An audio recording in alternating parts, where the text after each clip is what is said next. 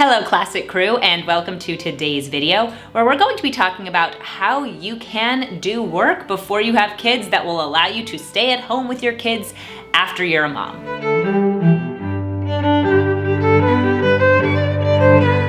If you are new to my channel, here we talk about classic living and traditional values, and I would love if you would consider subscribing and hitting that notification bell, as well as heading over to my Substack newsletter where you'll get access to a ton of exclusive content, including my book club, my podcast, and my weekly article.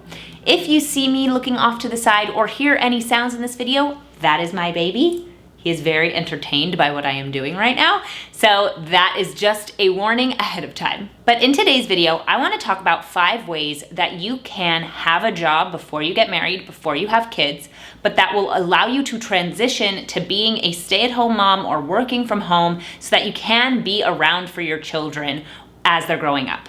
I think that a lot of the time we've been taught that we have to pursue our career as hard as possible, and then when we get married and we have kids and we want to stay at home, there's a lot of guilt involved with that. So today I want to talk about ways that you can actually choose a job that won't make you feel bad when you want to stay at home or if you want to work part-time from home. So I'm excited to get into today's list. I wish that I had had this when I was younger, that someone had talked about it in this way so that I could choose a job that was realistic, that I enjoyed, but that also was actually practical to my life after becoming a mom. So let's get into today's video. Okay, the first way that you can pursue a job that won't mess you up when you want to be a stay-at-home mom is to not put yourself into debt. This is, I think, the most important thing that you can do as a woman who wants to be at home or who wants to work part-time from home. First of all, I don't think anyone should go into debt for education, so let's just get out of the way. But especially if you want to be a stay-at-home mom or work from home, putting yourself into debt is really going to limit those options for a few reasons. 1, you're going to have to pay off that money. And number 2, I think there's a lot of guilt associated with putting a lot of money into something and then not actually pursuing that career to its highest level. It is not a good idea to ever put yourself into debt for education because it doesn't ever pay back what you put into it. But especially in this situation, just go to a community college or try and get a scholarship or go to a local school as opposed to going out of state. Don't put yourself in a financial situation that would prevent you from being able to actually be a stay-at-home mom or just to work a job that kind of contributes to the household but doesn't necessarily provide for the entire household. Having debt is never worth it, and it really only will come back to make you miserable. And if you feel like you have debt that you need to pay off, you won't be able to stop working or work less with a clear conscience. So I really don't recommend putting yourself into debt in any situation, but in this situation particularly, I would not recommend it at all. Number 2 is don't put your career over everything else. So this is something I think it's again this sunk cost fallacy. So when you are pursuing certain careers, okay, let's talk about law, let's talk about medicine, that job takes over your life. Like you cannot do anything else while you are in school for those things, depending on kind of your specialty and all these things, but in most cases, it really is all consuming. If you are pursuing a career like that, then if you decide not to pursue it after you have children, you will feel guilty again. It's this guilt thing that we all struggle with for having wasted all that time on something that you don't actually want to pursue all the way to the top. So don't choose a career or study in something that is going to take up your whole life so that you then feel guilty that you spent all that time on something that didn't pay off.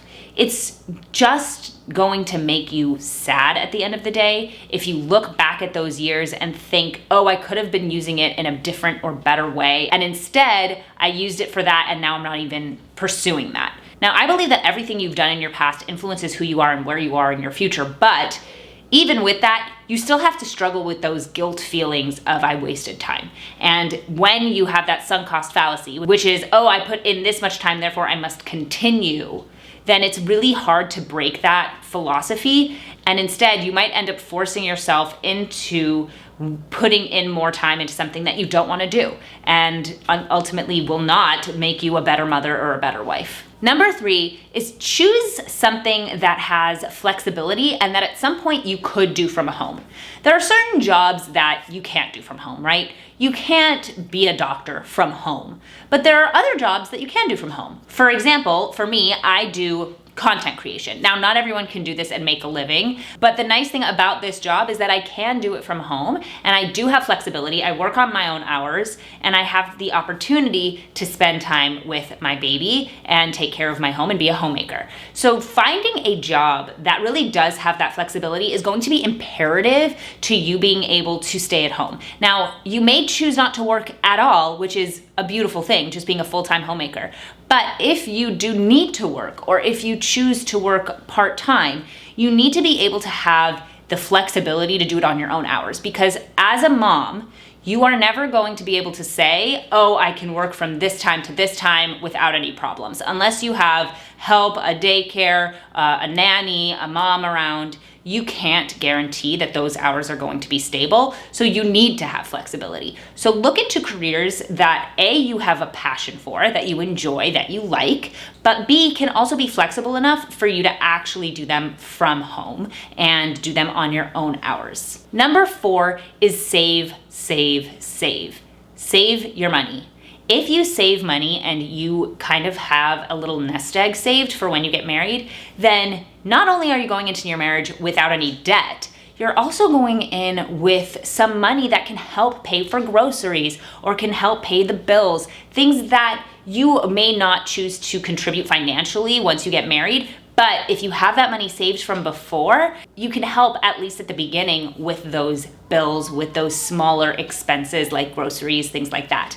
If you have that money saved, that will be so helpful for you and your future husband. Because you're contributing by taking care of the home and domestically and being a mom, you don't need to contribute financially if that's what you and your husband are able to work out. But with that in mind, it's really nice to have a little bit of money to bring into your marriage that can just help out with those smaller things. Number 5 is do work that you can take time out of the workforce and still re-enter it after a certain period of time. I think that it's nice to work, have children, stay at home, and then re-enter the workforce after your children are grown. Or be a really involved grandmother or volunteer, that kind of thing. But if you want to work before you have children and then work after you have children, the only way that's gonna work is if you choose a career that will allow you to do that. Because not every career will you be able to take a 20-year absence and then re-enter the workforce. But maybe there are certain jobs where you can kind of keep abreast of the information that you need to keep abreast of, and you can kind of do your best in your off time from the children to learn new technologies, but that your education and your work experience from 20 years ago will still translate to what you want to do after your children are grown. And because there are certain jobs that won't allow you to do that, it's important for you to choose a job that does allow you to do that. You also may choose not to re-enter the workforce, which is totally fine. But if you want to, then A, maybe doing some part-time work so that you kind of have a resume that would be worth looking at after your kids are grown. But B, making sure that you're just choosing something initially that would allow you to take that bigger break and still be a relevant person in 20-ish years, that kind of thing. But those are my ideas for how you can work before you have children and then be a homemaker or work from home when you have children. That's how I think you should go about it. I'm not somebody who believes that you need to follow your dreams, because I believe that your dream should be being a mother, being a wife, being known in the context of your family. So if you liked today's video, make sure to like this video and drop a comment down below. I'd love to hear your thoughts. I'd also love to know if you are studying something in school right now, let me know what you are studying. I think that'd be really interesting to hear. Thank you so much for watching today's video. If you aren't already subscribed to my channel, make sure to do so, and make sure to head over to my Substack newsletter. And if you're not following me on social media, it's at Classically Abby, absolutely everywhere. Thank you guys so much for watching, and I'll see you guys in my next video. Bye!